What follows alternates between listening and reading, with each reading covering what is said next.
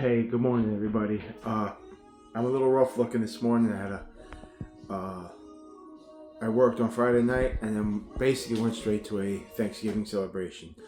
So I haven't really done much in the way of sleeping. I got a good night's sleep last night, but I still need a little more sleep to recover completely.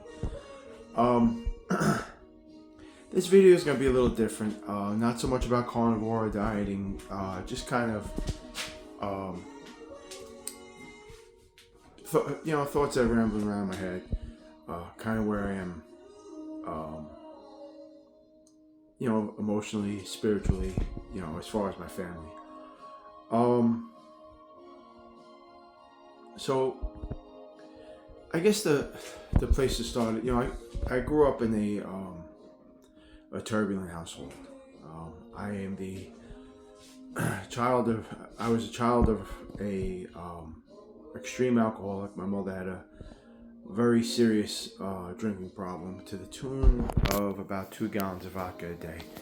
And without bashing her, my mother's not here anymore. It didn't make her a pleasant woman. Let's put it that way. It made her much less than present. That being said, the home I grew up in was challenging. I had my challenges. That a lot of kids didn't have to face. Where the when or where the next meal was going to come from. The condition of my clothes, whether or not I was clean going to school, a place to do my homework. Most of my life I didn't have a bedroom, which most people are like, well, I shared a bed with my brother. No, that's not my case. I didn't have a bedroom. I bounced from room to room or slept on various couches, or there was probably 6 months here and 6 months there where I had a bedroom under different living circumstances. Lived with my brother for 6 months. My mother moved away, took me with her for 6 or so months. I had a bedroom at that point. Although multiple other reasons, that was a very uncomfortable living arrangement, but I did have a bedroom. I tell you that to say this. Coming up the way I did, and I'm just scratching the surface of what my childhood was like. There's a lot more depth to it, a lot of things that it would take hours and hours to go into, and it's just not something I'm gonna do. I don't know that you necessarily have the time to sit and listen to that, nor the inclination. But again, I said this channel is for primarily for me to have a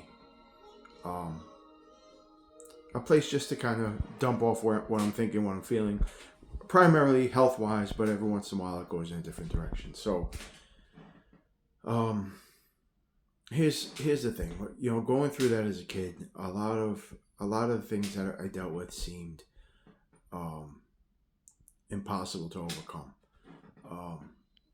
The things that came at me day to day, the things that were very regular in my life that weren't regular in most people's lives, what became normal in my life. Like, I saw other kids' homes. They had beautiful homes, beautiful furniture, beautiful, everything's clean. They're being cared for. The parents make sure they're well groomed before they leave the house. Things like that. Those balls are kind of dropped in my life, But whether it was a defense mechanism or survival tactic, it was, to me, those families were weird. Seeing, walking in the house and you couldn't go in the house with your sneakers on. That was weird to me. To not be able to sit on certain furniture in the house was weird to me. Not being able to enter certain rooms because it was only for company was weird to me. In hindsight, now I understand they had beautiful, well-kept homes, and they were trying to maintain them that way. My house was more of like Grand Central Station than it was a showpiece. So, Grand Central Station is kind of a showpiece. So that's a poor analogy, but you get the point. But I say that to say this.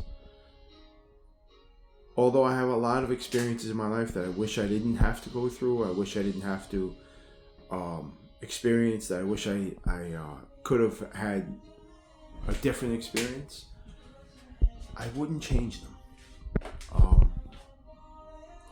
Those experiences created who I am, and I'm very comfortable with who I am. And I'm at a strange point in life now where everything's kind of coming to, everything's kind of coming together. My health is thankful to carnivore. I got to do a little carnivore plug in here somewhere. Thanks to carnivore, my health is as good as I could have imagined. Honestly, better than I could have imagined for most of my life. My relationship status is spectacular. The woman I'm with is just an amazing woman. Her strength, her open heart, her ability to care for me and understand and to meet me where I'm at has been life-changing for me. I had the opportunity to spend the day with her family yesterday. This is my 4th or 5th time spending the day with her family, her cousins, her aunts, her uncles, second cousins, in-laws, the whole 9 yards. Her sister, her sister's husband, and I've been in. I met my girlfriend when I was 46 or 47 years old. 46 years old. I've been in a few relationships. I was married for 17 years. I spent a lot of time trying to incorporate myself into other people's families and to feel like I fit in and to feel comfortable, and to no avail, whether they were not accepting or just became more of an obstacle in the relationship than they became then becoming part of my life. It was what it was. But now, for the first time ever, I was in a room with a bunch of people who 5 years ago, for all intents and purposes, were strangers. Not only did I feel comfortable and at home, I felt at peace and I felt welcomed. I've been blessed in my life with meeting a lot of great people, but very rarely do you meet a lot of great people all in one family. I mean, granted, it's the holidays, everybody's on their best behavior, everybody's happy, and, well, hopefully everybody's happy, and, just trying to be kind. But like I said, this is my 4th or 5th time with them, so it's not like it's my first time visiting them. And to say I felt welcomed at home is to underdo the message. And it got me looking at everything. It got me looking at where I came from. It got me looking at where I'm at. It had me looking at my experiences with my girlfriend, my experiences with my son, and there is nothing in my life that I would change if it leads me here. The struggles, the strifes, the hells, even the positivities, the losses, losing my father at 24 years old, losing my mother 6 years later, figuring out how to survive with almost no direction. I'm thankful that I have my brothers who kind of helped me along the way. But for the most part, it was trial by fire. So this Thanksgiving, I became thankful for not just where I ended up, I'm always thankful for my girlfriend, for my son, for the friends the few close friends that I have, and absolutely being grateful for Nicole and her family. But I'm grateful for the experiences that I had all through life, because it gave me coping mechanisms that I wouldn't have had otherwise. It gave me the ability to go through tough times with strength, with levity, and for me, above all else, a sense of humor. I can get through some pretty terrible things and still kind of laugh about it. I am always able to get a smile out of somebody in some of the worst situations, or to make myself smile in some of the most horrible situations. And when that happens, things suddenly aren't so bad. So, what do I take from this? My take is, when you're going through hell, keep going. You know, this too shall pass. You'll figure it out. Tomorrow brings different experiences, different relationships, different people. If you asked me in the middle of my marriage where I'd be 40 years from now, I would have told you I'd be with my wife, raising my son, and so on and so forth. A few years later, the whole scenario changed. Not because of her, not because of me. We weren't right anymore. It just wasn't for us anymore. We both knew it. And in a lot of ways, we were too young and too inexperienced to figure it out and walk away while it was easy. So I'm getting way too deep into this. So my point is this. I know your journeys for your individual purposes can be hard, can be struggling, whether it's your carnivore journey, your family journey, or personal mental health struggles, or whatever the case may be. Keep pushing. Keep trying. Stay vigilant. The outcome will come. You know, whatever will be, will be. But if you stick to it and you keep your moral grounding and you stay focused and you surround yourself with good people, I truly believe it's worth it.